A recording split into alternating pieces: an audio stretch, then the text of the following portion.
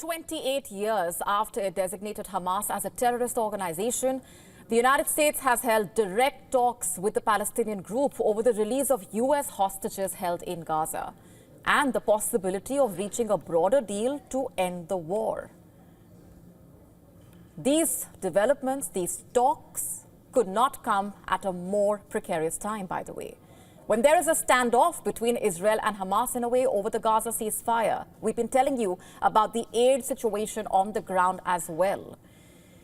Military vehicles, Israeli military vehicles, can be spotted congregating near the Gaza border, and reports of fighting are increasing by the day. According to reports, the talks between the US and Hamas were held recently in Qatar's capital, Doha. Adam Boehler, the US presidential envoy for hostage affairs, led the talks on behalf of the United States. In a media briefing, the White House press secretary confirmed direct talks with Hamas and added that Israel was also consulted on the matter. Well, when it comes to the negotiations that you're referring to, first of all, the special envoy who's engaged in those negotiations does have the authority to talk to anyone. Israel was consulted on this matter, although did not disclose any further details on the matter, stating that there are American lives at stake. According to reports, the discussions between Hamas and the United States included a broader deal to release all remaining hostages and reach a long-term truce.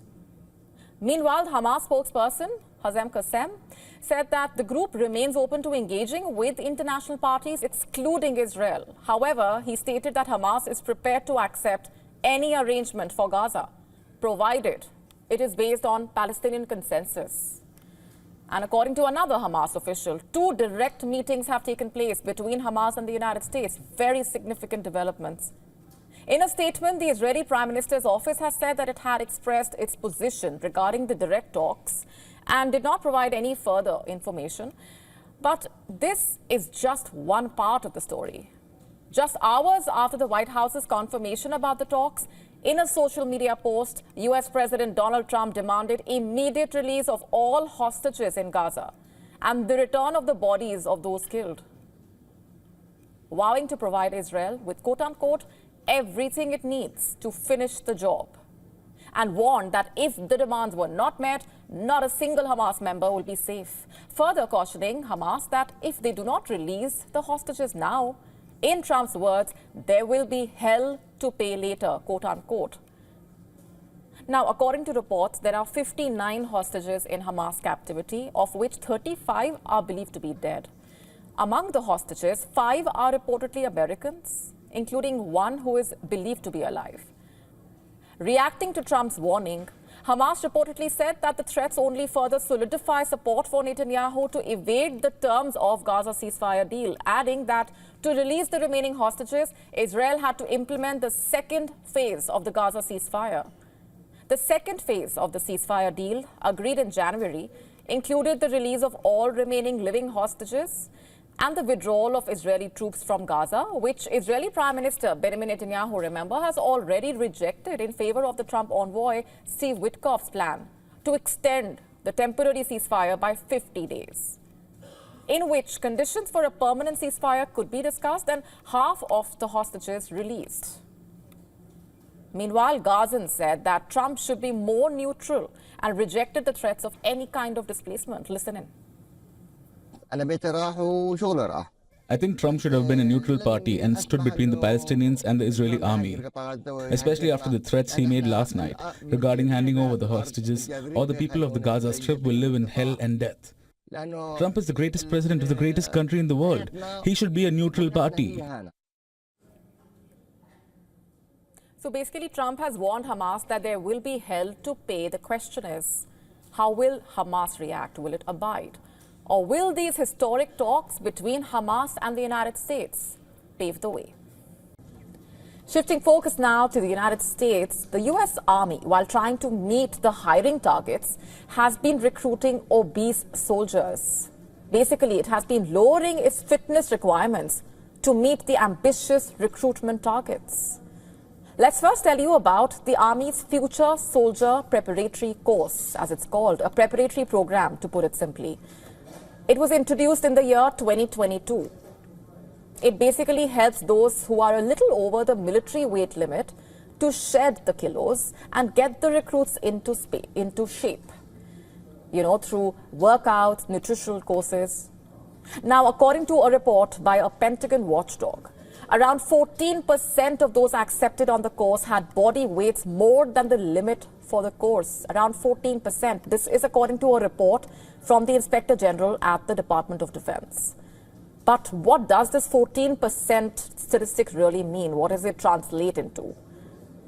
Quote, increased risks to trainees' health, including the risk of deaths, while trying to lose weight quickly to meet the body fat percentage standards, quote unquote. That's how serious this is. Let that sink in.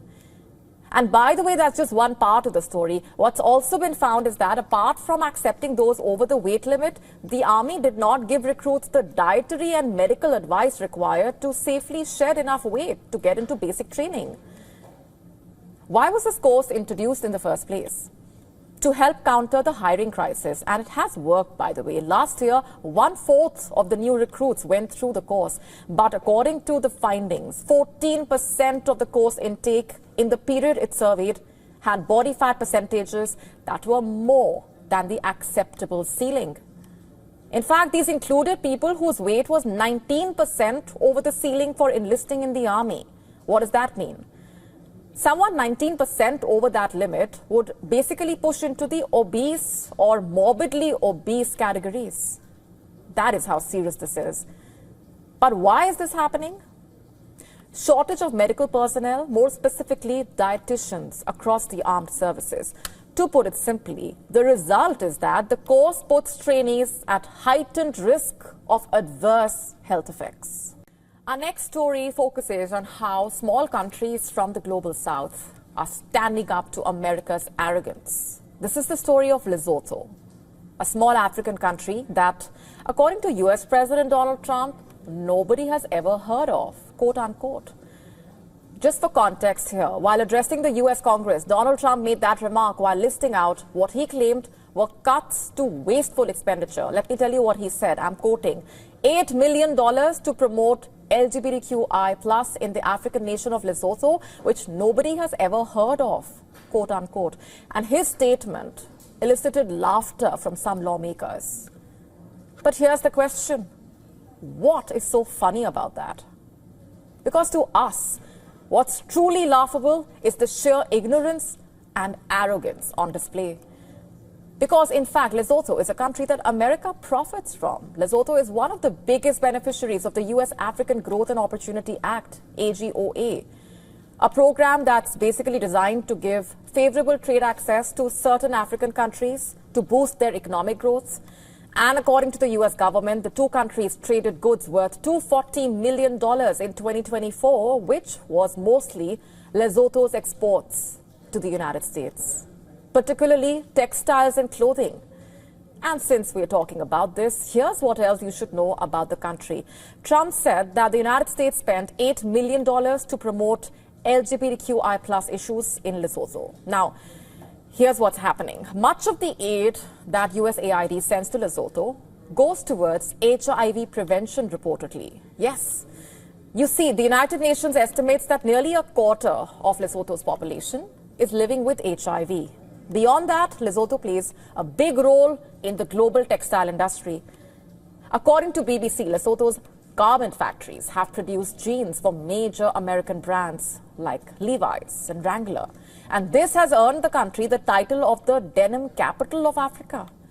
It is also one of the sub-Saharan Africa's largest clothing exporters to the United States. Although, interestingly, many of its textile and clothing factories are owned by Chinese and Taiwanese migrants. Due to its harsh environment, Lesotho is not rich in natural resources. Its biggest export, you ask? Water, referred locally as white gold, which is sold to neighboring countries of South Africa. Diamonds are another key export. Now, after all of this, it's natural that Lesotho responded to American dismissiveness with a lot of shock. Its foreign affairs minister said that it was shocking that a head of state referred to another sovereign country in this manner. Speaking to BBC, he said, and I'm quoting here, "To my surprise, the country that nobody has heard of is a country where the United States has a permanent mission. Lesotho is a member of the United Nations and several other international bodies. The US has an embassy here, and numerous American organizations operate in Maseru. Later, speaking to AFP, he stated that Lesotho is not taking this matter lightly and will be sending an official protest letter to Washington. But you see, Trump is not the first American president to try and mock or belittle countries in the global south. Just last year, former US President Joe Biden made equally controversial remarks, this time about Papua New Guinea. Biden implied that his uncle, Ambrose Finnegan, may have been eaten by cannibals after his plane crashed in Papua New Guinea during World War II. At a war memorial event, Biden twice suggested, not once but twice, that the US could not recover his uncle's remains because, in his words, there used to be a lot of cannibals in the region. At the time, Papua New Guinea's Prime Minister, James Marape, had pushed back against Biden's characterization of the country, naturally. While cannibalism was documented among remote tribes in the mid-20th century, Papua New Guinea has worked for decades to shed such stereotypes. And Biden's comments were widely criticized.